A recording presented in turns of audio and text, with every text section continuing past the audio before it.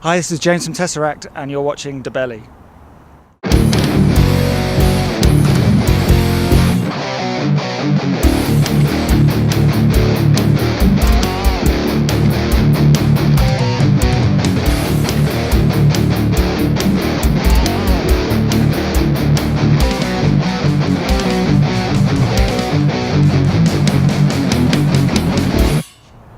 Hi, this is Dave from DaBelly. Today we're at the Marquee Theater. We're going to talk to James from Tesseract. Welcome to Phoenix.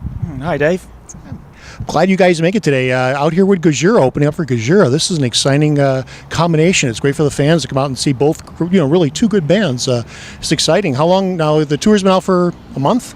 Not quite, just 2 weeks. But we're still quite into it. I guess the momentum's there now, and it's good. Yeah, those first few shows, you got to get your feet on that stage and feel it again. Yeah. Congratulations on Polaris. It's been out for a while now, but it's an exciting album. It's really good.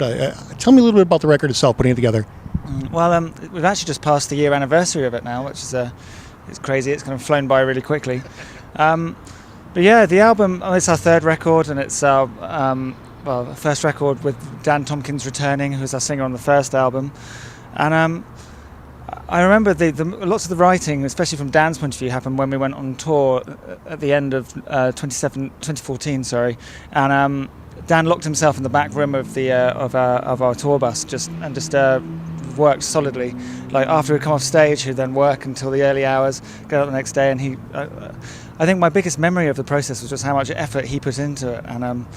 And I guess musically everything had evolved a little bit more from the previous stuff. We've been experimenting a bit more with sort of soundscapes, and maybe moving on from some of the more metal-y side of things we were doing. And I don't know, and then it turned out as it did, and luckily it seems to have been quite well received. I was going to say, it has been very warmly received. I'm sure you're happy with the critique that you received from it. Is this everything that you expected, or is more? You never know what to expect. People could hate it, and especially with us, I guess. Anything new that we do rarely sounds exactly like anything we've done before. That's mainly because we want it to be interesting to us, and we want to be able to play it, and we don't want to ultimately imitate ourselves because we'll just get bored of that. So I know the next record could be drastically different, so be warned. But because of that, you never really know how people will receive things, and so we're just very grateful for how it has been received. So thank you if you like it. If you don't, well, don't worry. We'll just not care. It wasn't meant for you. One of the changes on this record is that the songs are somewhat shorter. And as you already mentioned, a little bit more medley. Were you thinking more toward radio, or were you able just to build those soundscapes that you mentioned earlier in that short period of time? Not really. I think they just naturally evolved into more standard song length. I think quite often, especially when Ackle writes, he does. Generally, if he finds things that work together, he'll build and build and build, and that's what happened with loads of the older stuff. We ended up with things stupidly long. Whereas I think, especially with songs maybe like Survival and so on, they just came together very, very easily, and there was an obvious ending at about 4 minutes or whatever. And I guess as soon as it seems like the music's complete and it should be finished, then that's what we'll do. And there may well be really long pieces of music on the next record. We don't know yet, though. You mentioned the 3 albums. You also have 3 EPs. You have a habit as a band of going back and sort of reimagining some of the songs, kind of taking another look at it, I suspect, after you've been on stage for a while and letting them evolve a little bit. Tell me a little bit about that. The last time we did that was with our first album, and we reworked a bunch of tracks acoustically. And that was just a bit of fun, really. We got asked to do it for a radio show, and so we did it, and we were like, oh, that's kind of cool, so we recorded it. But this time around with Eri, which came out a week or so ago, it was actually mostly ideas from our front-of-house engineer, Aidan O'Brien. He's also he's our engineer, but he also works with us in the studio in a producing role. And I guess after we'd been touring it for 6-7 months, he did a reworked version of, I think it was 7 Names.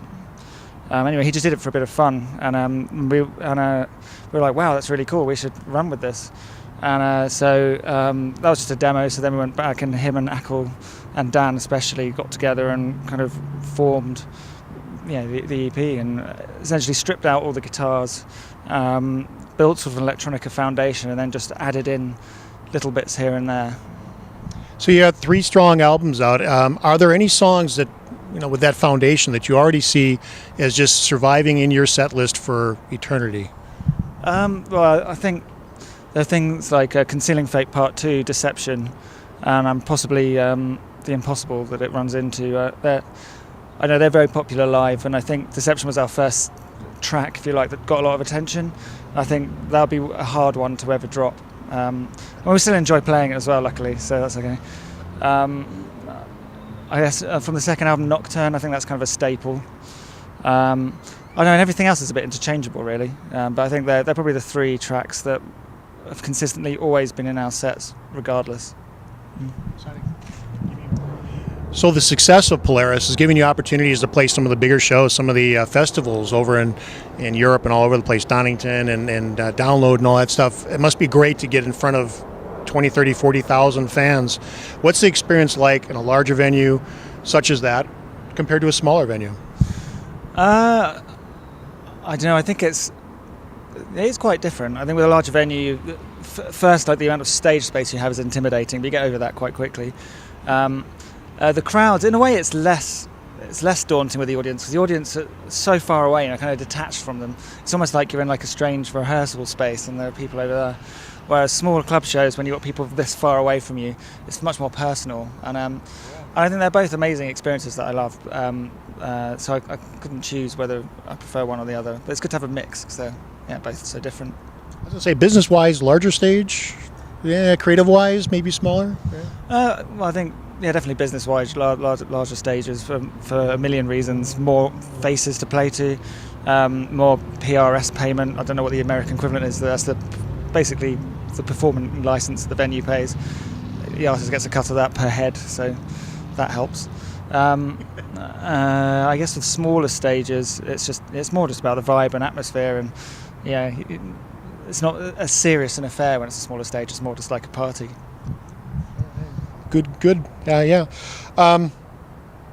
The conversation I'm seeing online is that you're finishing up this leg of the North American tour, and then you're going to take a little bit off, and then you're going to start concentrating on writing the next record. Have you guys already started putting together ideas, or is not? Yeah, there's a mountain of ideas. There's nothing quite ready yet. I think there's one track that's starting to form, but at the moment it's very much the throwing ideas in the pot and seeing what sticks.